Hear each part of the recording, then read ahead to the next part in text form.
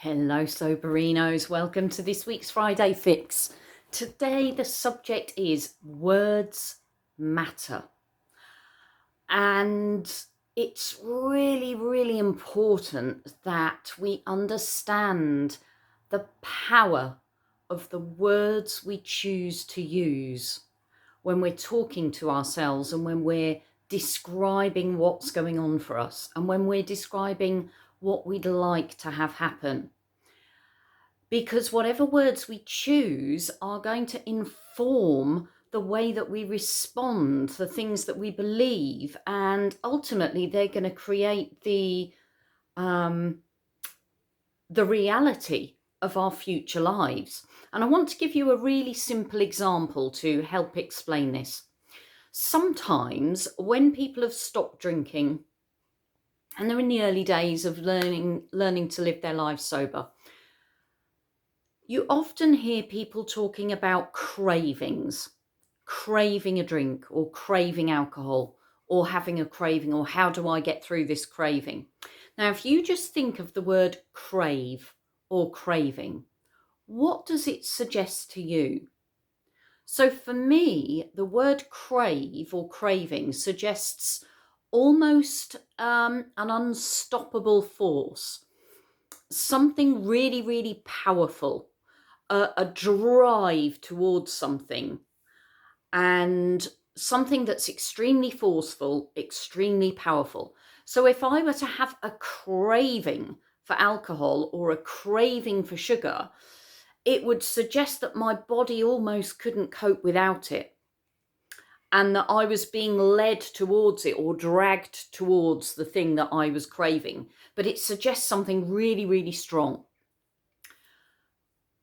So when we're using words like craving alcohol or craving a drink, what we're doing is we're setting up an expectation in our minds that we're under some kind of unstoppable force, that we're not really in control of it, that our body and our mind are kind of leading us towards this thing and we've almost got no control over it.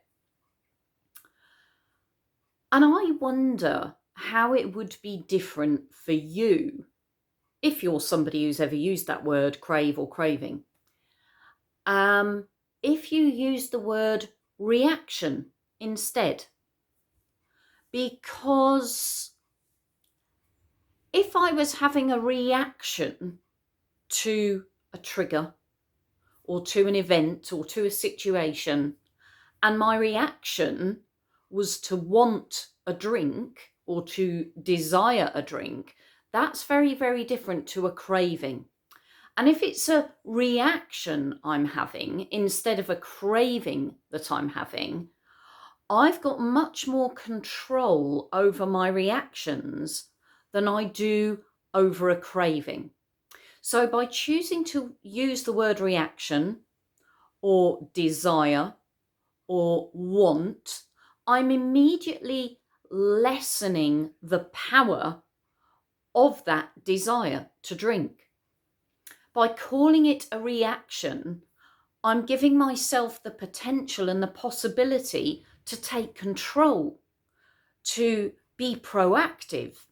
If I'm acknowledging to myself that my desire to drink is simply a reaction that I'm having to external circumstances, then there's something I can do about that. I can take control over it. Whereas if I'm experiencing a craving, to me that seems like I'm much more of a victim and I have much less control over the situation. So the words you choose to use, whether you choose to use the word craving, whether you choose to use the word reaction or desire to drink, it's going to make a massive difference to the way you feel about that event. It's going to make a massive difference to how confident you are to take control and to be proactive. And there are lots and lots of other words that you can choose to use to give yourself more power, to give yourself more control, to lessen that feeling of being in the grip of something that's outside of your control, and to feel more like you are the one gripping the steering wheel. You are the one that's doing the driving. Let me know in the comments below what other words and language that we could choose to use that would be more empowering for us in terms of living our lives comfortably, happily, healthily sober, and in terms of staying in control, feeling empowered about what we're doing. Let me know what words and language you already use or you can think of using that might make a difference. I'll look forward to catching up with you in tomorrow's Saturday Share, but in the meantime, let's go get sober together. Bye for now.